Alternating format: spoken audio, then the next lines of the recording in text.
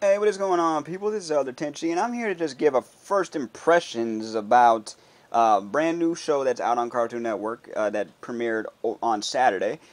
Transformers: Robots in Disguise. Apparently, it's a companion show to Transformers Prime. According to Wikipedia, it's supposed to be a sequel show. It doesn't really feel like that to me, but it kind of does, but it kind of doesn't. Mostly because the animation style compared to the other show is completely different. Now they're both animated in Japan. I believe Will Friedle has come to revise his role as Bumblebee. If you don't remember the end of Transformers Prime, I highly suggest you go watch the show. It's awesome.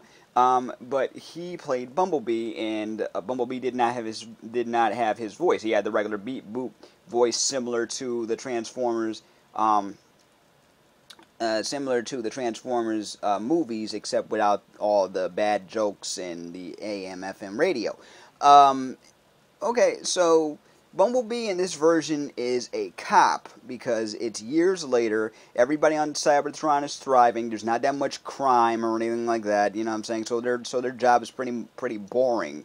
And Bumblebee and his partner slash ride along by the name of Strongarm. She is a huge fan of the Autobot. She loves being a cop. She's a newbie and she's a fangirl. So yeah, so that you can also tell, and she's very intelligent. She obeys every freaking protocol, has everything memorized. I'm like, okay, this girl knows what she's doing. But I'm like, okay, Bumblebee's a cop.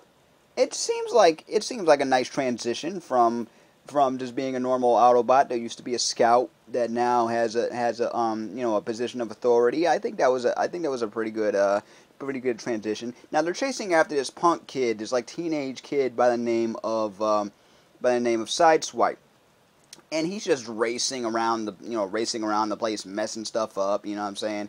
And they're just trying to apprehend him. While this is going on, Bumblebee gets a vision of Optimus Prime, who apparently, spoiler alert, is dead in this series. Apparently, he died a while ago, and his spark is still there. You know what I'm saying? Like it's sending Bumblebee messages and telling him to go to Earth for some reason.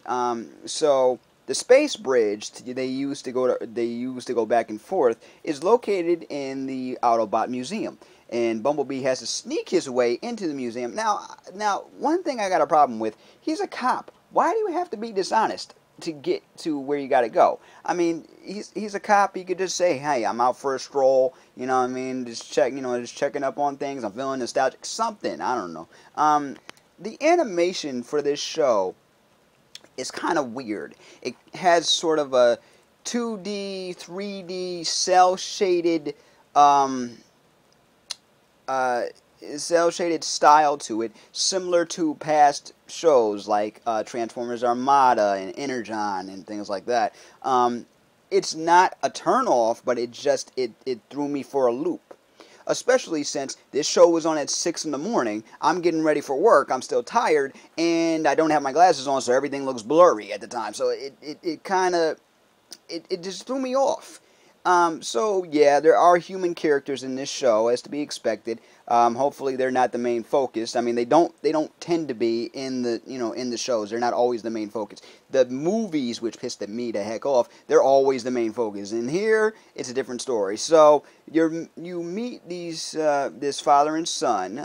One of them who is a major fan of antiques and junk. You know what I mean? He's a big kid with a bunch of like just junk, and I'm like, if the American Pickers ever make a cameo on this show, like somebody, like, really, they would pick him blind, because he's got so much stuff, so much crap, so much scrap that it's crazy. He's got an old diner, he's got a bunch of old cars, he's got all that stuff, and his son, who apparently is only there for this, for a short time, because I'm guessing that their parents are divorced or whatever.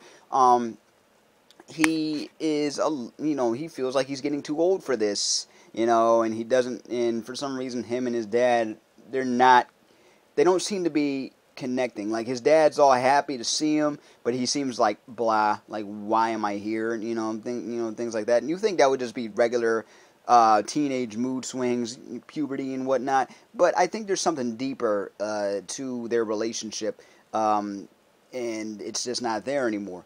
Um, so.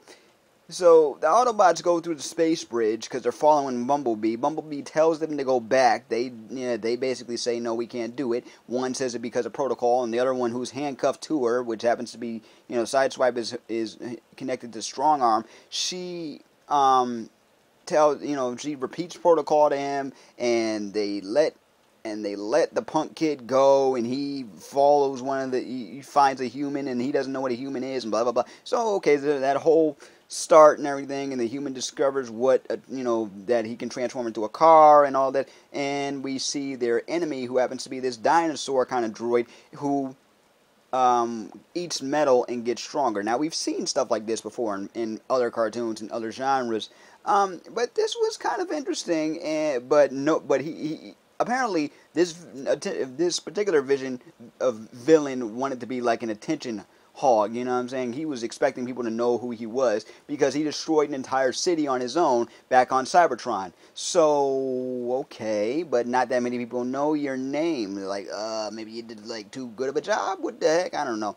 Because apparently there was this ship that was supposed to deliver these Cybertronian prisoners, and it never made it. It got shot down or something, and apparently this little robot by the name of Fix-It was manning the ship, and he can't get a message out to Cybertron anymore because his communications are down. So when he sees Bumblebee, he in the other two, he's really happy to see them because he's been by himself for years. I'm like, wow, okay, kind of starting out with a little bit of darkness in there, in a very shiny show. I mean, the way.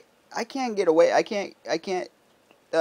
really stop myself from thinking about the way this is animated. And I'm not saying it's a bad thing at all. It just threw me off a little bit. Probably won't shy me away from watching the show and possibly reviewing it. But yeah, so far I like it. My only issues are, it's a 6:30 in the morning show. It's right before Sonic Boom, and that's pretty much it right now. I'd like to know more about these characters, especially the new one, Strong Arm. Let me know more about her. And Sideswipe. Now, I like that it starts out with Bumblebee, because Bumblebee's been a fan favorite to a lot of people. I think a lot of that is thanks to the horrible movies, but he was one of my favorites in Transformers Prime. I loved him. I loved Optimus. I loved RC. I basically loved everybody in that show. So the fact that this is a companion to that show, or a sequel to that show, makes me happy, and it brings my expectations up. But I have to keep that at bay, because sometimes when I'm like watching a show that happens to be a reboot of something else, I tend to compare it to what came before it and like what's better, what's worse. Sometimes I just gotta enjoy the show for being a show and just have it and just review on its own merits. You know what I mean? But anyway, I've rambled on enough. That was my first impressions of Transformers: Robots in Disguise on Cartoon Network, 6:30 in the morning. Ugh. Let me know what you guys think of this show. Have you seen it? What do you think of the animation? What do you think of the plot so far? What do you think of the human characters? Do you see yourself watching this version of Transformers? And what is your favorite version of Transformers? Let me know in the comments below, and I will see you in the next video. Peace, love, and never be normal.